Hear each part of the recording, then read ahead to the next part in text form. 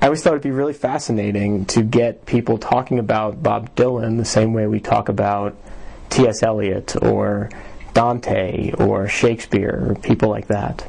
And I also am just a big Dylan fan and really curious about the effects that he's had on American culture and the way in which American culture perceives him.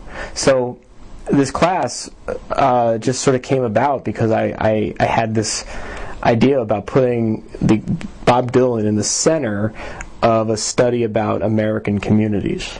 And I tinkered with it this year to make it account for ECHE. It counts for an ECHE U.S. communities requirement, but also to really focus on that connection between Dylan and maybe about 4 or 5 specific communities, including civil rights protesters, the New Folk Revival, evangelical Christians, and then what is Dylan's relationship with the millennial generation, the generation that's coming through college now.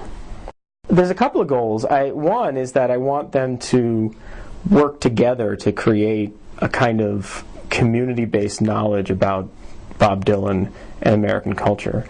So they have to kind of work towards finding resources and creating interpretations and sharing them with each other so that they can talk about what they see happening in the works and what they see happening in the history and the context.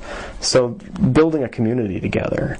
And then also I think I'm really trying to get them to see and then ultimately go out and show other people that you can take artists and works that aren't necessarily thought of as classic or really high art, but you can look at them like as if you are intellectuals. You can deal with that work in very intellectual, critical, academic ways and really uncover very interesting things about where we live and who we live with.